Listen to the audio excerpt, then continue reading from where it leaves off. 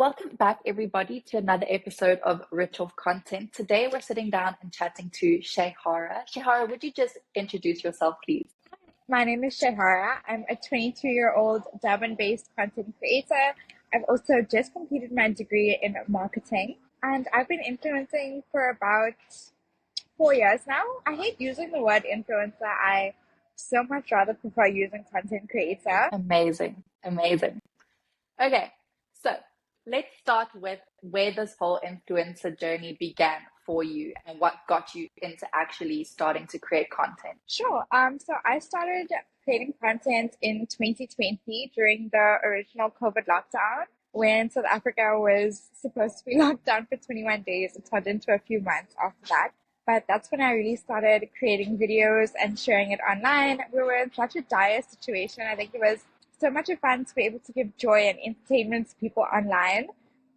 Obviously, with everything going on, it was such a like everyone was running to their phones. We had nothing else to do but to sit inside and scroll. So I started creating content then, and by October of that year, I was already landing paid collaboration. Wow. Oh my gosh, amazing. You've got quite a large audience on Instagram, as from what I could see. When did that Yes. start growing So for you? it took me a while to get to my first 10,000. I think that's like the first big landmark of following. Yeah. But I think I started getting paid when I had like 8,000 followers. So that's a misconception that a lot of people have, that you have to have a super high following in order to land paid deals. And I think it really just comes down to the quality of your content and your personality that you show online. Yeah, yeah. No, amazing, amazing. I completely agree with that. So tell me a little bit about your niche and how you got into the kind of content creation that you do. Absolutely. So I like to say that I'm a lifestyle content creator, but I have five pillars. So I do fashion, beauty, lifestyle, travel, and food. And it's basically just what your girly would need. A little bit of fashion advice, a little makeup tutorial here and there. I try to keep it as authentic as possible and share things that I'm truly interested and passionate about because it's a great representation of my personality to my followers. Yeah, yeah. Amazing, amazing. You do have really stunning content. I had a look through Thank everything, and I you. saw recently you were asking people to vote for you to model for, is it called Ghana God? Yes, I'm a finalist. I'm in the top 100 for the Face of Ghana God competition. So Ghana God is a feminine hygiene brand here in South Africa. I have been rallying for votes. The top 10 is announced next week, Wednesday, so I'd really love if anyone could vote for me. There's more information about that on my profile. But basically, they're looking for an ambassador of their brand, and they're giving away a car and about 100,000 rand worth in prizes. But I think I'm such a great fit for it because I've really been using my platform to speak about more than just cute outfits and makeup tips. I've been trying to really Yeah. make a difference in people's lives.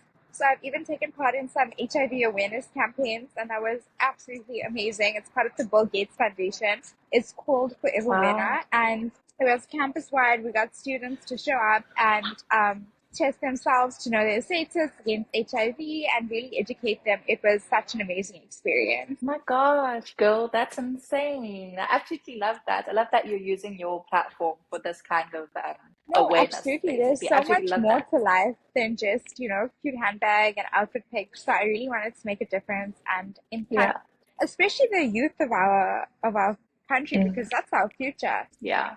Yeah. Yeah. Okay, everybody go vote for Shehara.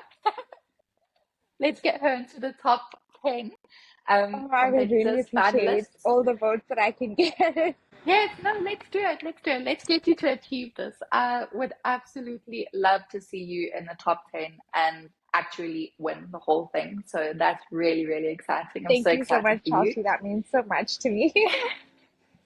Amazing, amazing. Okay, so why don't you tell me a little bit about the challenges you faced while being in this industry, up until the point where you are now? I love asking influencers this because there's so many younger girls who are watching who are looking for advice for when they start facing issues like this. So if you could just give us a little bit of a few stories on the challenges you face, that would be absolutely amazing. Sure. So with being an influencer, there's not really a written handbook or, any guidelines, any advice. You can find yourself in lots of situations. I think starting off with scams, there are a lot of scammers out there. You get emails from all sorts of brands. I think that a good tip would be is if it's coming from like a at gmail.com domain, it's probably fake. So don't fall for any of those scams. You can find yourself in some really sticky situations and it's just Mm. unnecessary. I think that you should also know your worth as an influencer. So there's a certain point where trade exchanges do not become beneficial for you anymore, and it's really hard to say no. But at the end of the day, you can't pay your bills in free product, and you will find that people will, brands don't have the budget, so you might fall back from some of the collaborations that you have in mind, but you shouldn't let it discourage you.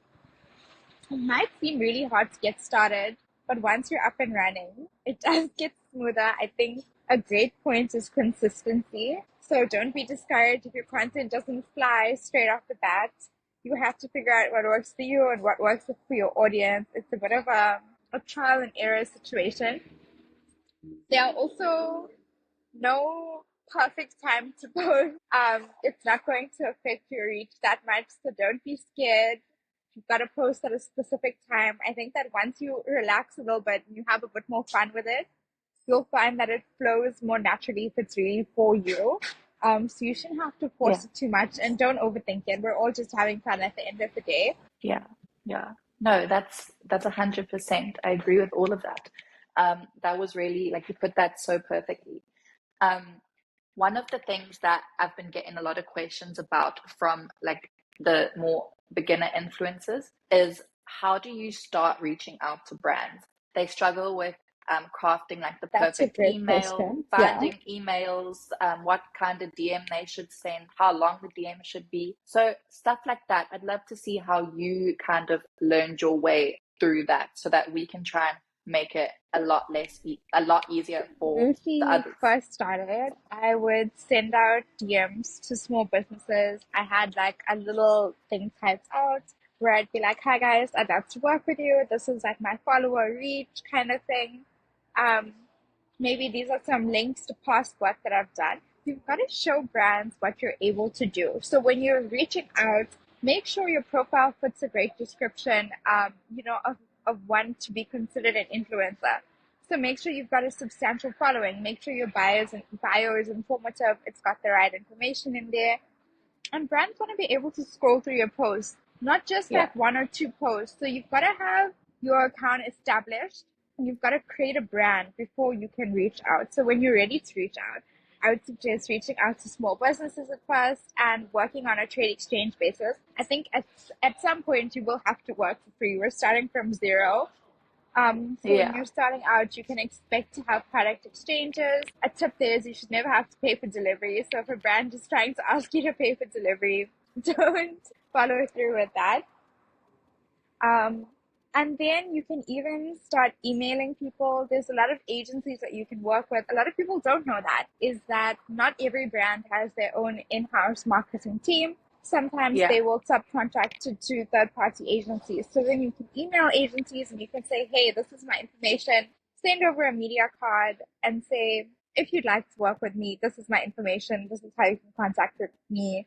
And just put your name out there. You will have a lot of rejection. A lot of people won't respond to your emails. And again, don't be discouraged. The marketing world is super fast paced. And when account managers are looking for influencers to work with their brand, they've got key points that they're looking for. So they're looking for a yeah, certain follow account, a certain specific city, a specific engagement rate, maybe even a whole brand. They're looking for certain like markers. So if your first campaign is not nailed, don't be discouraged. There will be something that comes up in the pipeline at some point that you will put the description of. But initiating that contact, follow brands that you love on Instagram, tag them. People like you're using you have your AirPods. You love your AirPods, tag Apple. You're using them. Get noticed by the brand in a really authentic way, and then your collaborations will really resonate with you. Because we've had a lot of like lashback in the community where content creators are accepting paid collaborations because they like the price tag more than they like the yeah, brand. which is obviously a huge issue. And then you lose that authenticity of having a really focused audience. And that's why also some brands will prefer to work with micro influencers as to followers with, Yeah. sorry, as to creators with bigger following. Yeah. Makes so much sense. Oh my gosh. Okay. Amazing. Amazing. When you first started reaching out to brands, how did you deal with the rejection in the beginning? Bother me. I'm the kind of person that believes everything happens for a reason, and when it's my time, things will align. It's so easy to see one of your friends get an amazing campaign, and you're like, damn, Yes. I would have loved to be a part of that. I would have loved to do this, but at the end of the day, there's enough gigs going around for all of us. And it's just one of those things. You have to not take it personally as well, which can be difficult because you're putting yourself out there. And that's why confidence is such a key pillar in being a content creator. So you've got to be confident in yourself, and that'll also lead the way. Yeah.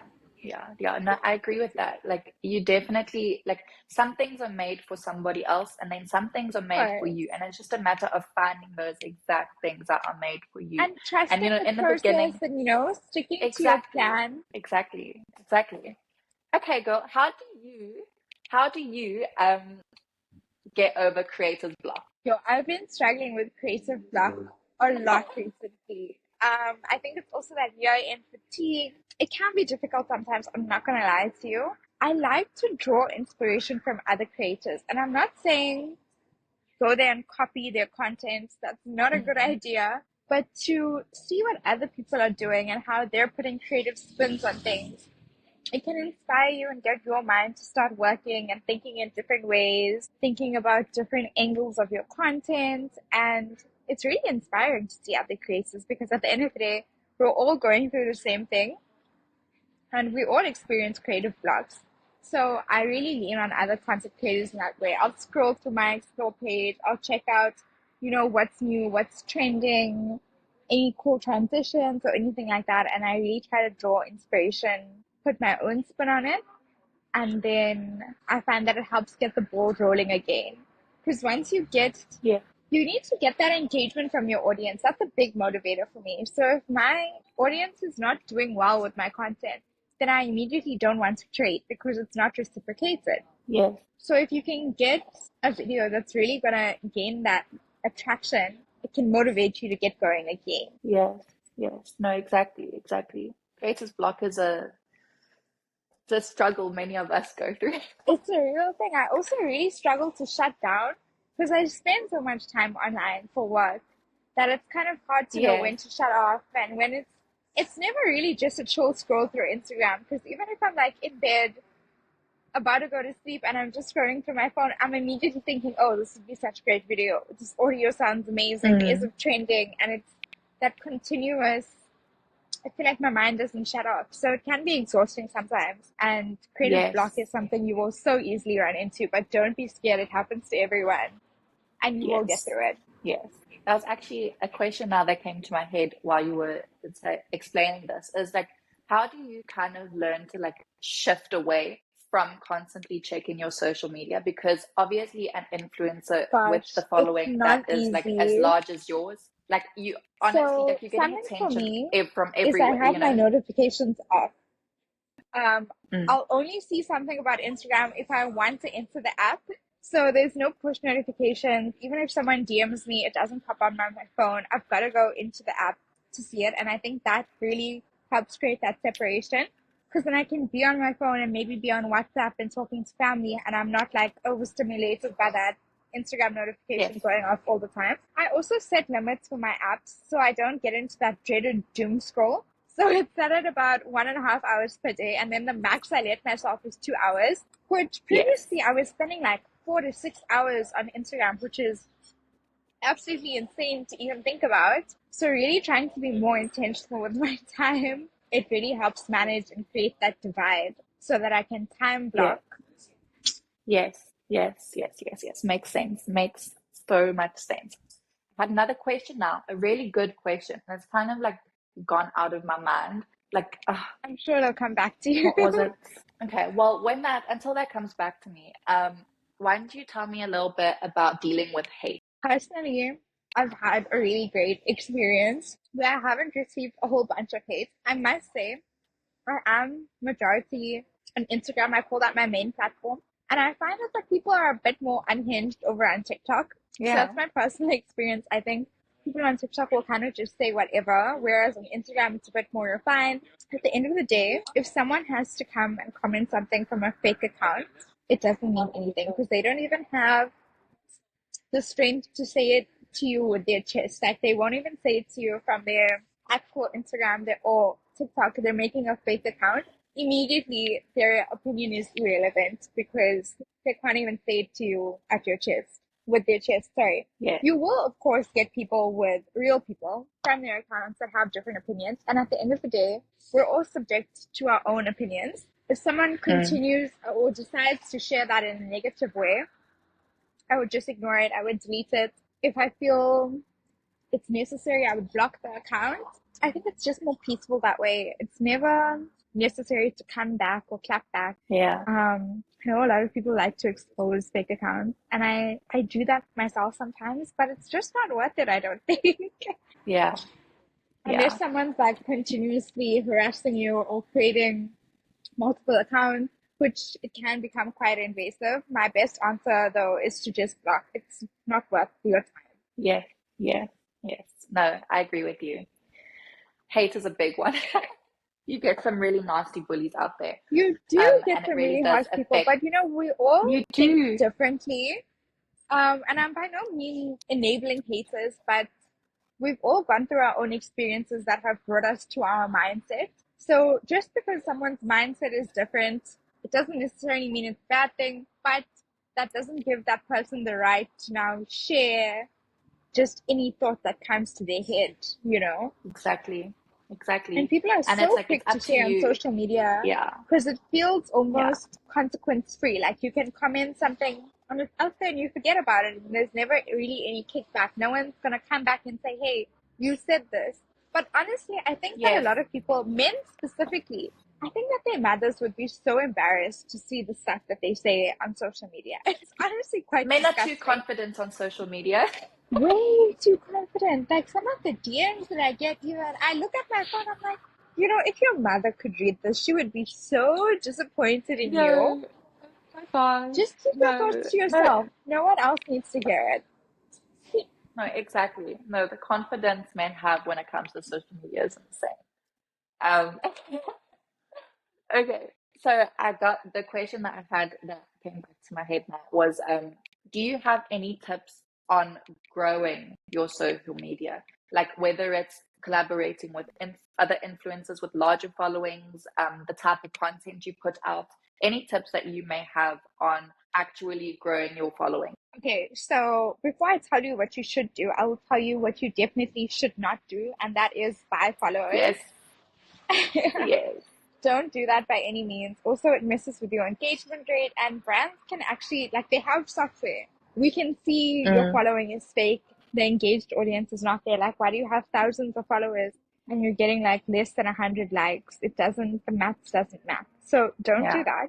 I think that in order to grow, collaborating is a great option. It's hard to create with other creators, though. I will say that. I think with small businesses, you know, you can help them grow, they can help you grow because, like I said, you need to showcase your content. You need to show people what you can do, how you film, how you edit, the quality, and your personality, like I say, as well. So you need to showcase your brand, and the only way to do that is to create content. So if you can team up with smaller restaurants or smaller businesses and you can create content for them and you can share it, you're immediately putting yourself out there because you're showcasing your own skills. yes, And even yes, if it's not paid, like if you're gonna go to a restaurant or you're gonna go to an event, capture it, post it on Instagram, tag the brands, use your hashtags, and really show people what you can do.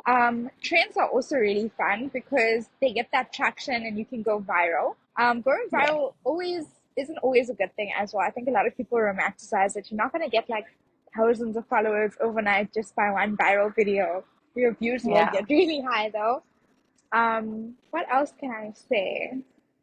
Geotagging is great. You can target people, you know, in your specific vicinity. So if you're visiting restaurants in Johannesburg, make sure to tag, Mm, geotag Johannesburg, South Africa.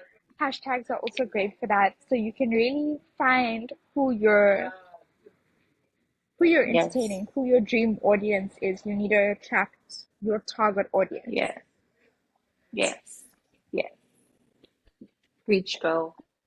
Um, so when it comes to staying honest with like your audience, but then also keeping a brand happy with the content, what advice would you have there? Have you ever had to deal with that kind of situation? Not necessarily. So I don't take on campaigns if they don't resonate with me. So, in my own experience of the brand, a quick Google search, just finding the general consensus on who you're working with, because that's also a representation of you.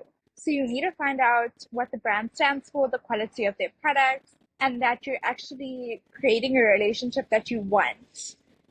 Yeah, So even like if you're working with, let's say for example, a nail salon, if you get your nails done and they fall off in 3 days, you've gotta say something about it because you still yeah, wanna put your quality, you want weight to your name, like your mm, opinion needs to mean something. If you just go out there yeah, recommending anything, no one's really gonna trust you or come to you for advice, product reviews or whatever the case may be. So it's important to do your yeah, own research and make sure that you're working with ethical brands that are not going to yeah, put you in a position where they're asking you to promote something that you don't agree with or that's not of great quality. yeah, yeah, yeah. Makes sense. No, yeah, I agree with that. Okay, so I've got two more questions and then I'm going to let you go. Um, but basically, what is your ultimate goal with the influencing?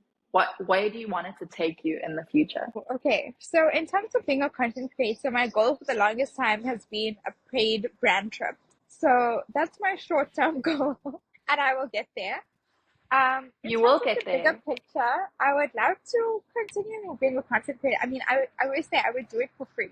I love creating content and I would love to continue this being a part of my life into the long term. I don't plan on it being my sole form of income for forever. I do want to get my own business and incorporate it into that. So I do have my own small marketing agency and I work with clients and I'd love to grow that, explore digital products and helping other people start up their influencing journey. Yeah, yeah.